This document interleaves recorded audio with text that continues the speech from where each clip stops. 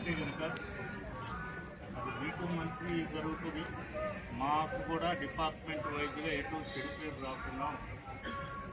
మొట్టమొదటి విషయం, మన ముఖ్యమంత్రి గారు గవర్నమెంట్ ఎంప్లాయీస్కి ఏ విధంగా 1వ తారీఖున జీతాలు వస్తున్నాయో, కాంట్రాక్ట్ కానీ అవుట్సోర్సింగ్ కానీ ఆనరోరియం మీద ఉన్న అందరు ఉద్యోగులకి 1వ తారీఖు జీతం పడాలి అనేది ఒకటి ఇంప్లిమెంట్ చేశారు. ఇది ఈ జూలై నుంచి ఇంప్లిమెంట్ జరుగుతాం. అది ఒక శుభ పరిమాణం, అందరూ సంతోషించాల్సిన విషయం, అందరూ సమర్థించాల్సిన విషయం. కాకపోతే మనం ఒక న్యూ పాలసీని పెట్టినప్పుడు కొన్ని ఒడిదుడుకులు ఉంటాయి, కొన్ని సెగ్మెంట్స్ అందులో మిస్ అయి ఉండవచ్చు. సో ఈ రోజున ఒక విధంగా మీరందరూ ఇట్లా రోడ్డుకి ఈ డిఎంఈ ఆఫీస్ ముందు ధర్నాకి అనే స్టేజ్కి రావటం అనేది అది జరగకూడదు. అది మా తప్పిదం కూడా ఉంటుంది దాంట్లో. సో ఈ విధంగా నేల మీద కూర్చొని ధర్నా చేయవలసిన సిచ్యువేషన్ వచ్చినందుకు నిజంగా చింతిస్తున్నాం. మీ బాధ, మీరు చెప్పిన సమస్యలన్నీ కూడా నేను తప్పకుండా గవర్నమెంట్కి తీసుకెళ్తాను.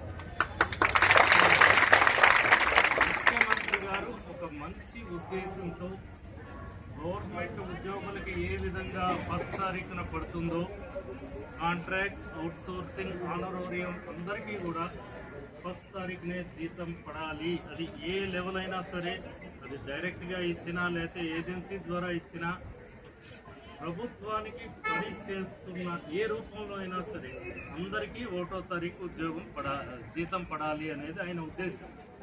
అది మనం అందరం హర్షించదగ్గ ఉద్దేశం. మిమ్మల్ని అందరినీ చప్పట్లు కొట్టమని నేను అడుగుతున్నాను. అటువంటి ఒక డెసిషన్ అనేది ఇంతమంది ముఖ్యమంత్రులు మొట్టమొదటిసారిగా తీసుకున్న ముఖ్యమంత్రి ఆయన. ఈ ఇంప్లిమెంటేషన్లో ఏదైనా కొన్ని సెగ్మెంట్స్ మిస్ అయ్యి వాళ్ళకి 1వ తారీఖున రాకపోతే, మీకు తెలుసో తెలీదో మల్టిపుల్ మీటింగ్స్ జరుగుతున్నాయి. అందరు హెచ్ఓడీలని పిలిపించారు. మీ దాంట్లో నా మెడికల్ అండ్ హెల్త్లో 6500 మందికి ఇంకా జీతం రాలేదు. అది ఎందుకు రాలేదు, ప్రతి ఉద్యోగి వివరాలు తీసుకురమ్మని మాకు నోటీస్. సో ఏ ఒక్క సెగ్మెంట్ని కానీ ఏ ఒక్క ఉద్యోగిని కానీ 1వ తారీఖు పడకుండా ఉండే పరిస్థితి ఫ్యూచర్లో లేదు.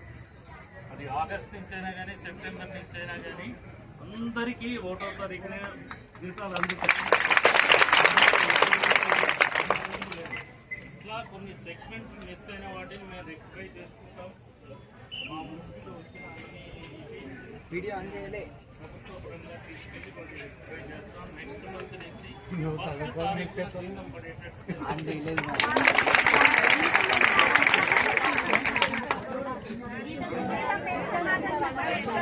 Digital management system IFMS portal ఏదైతే ఉందో ఆ పోర్టల్లో వీళ్ళు ఎవరిని ఇంక్లూడ్ చేయలేదు ఇప్పటిదాకా.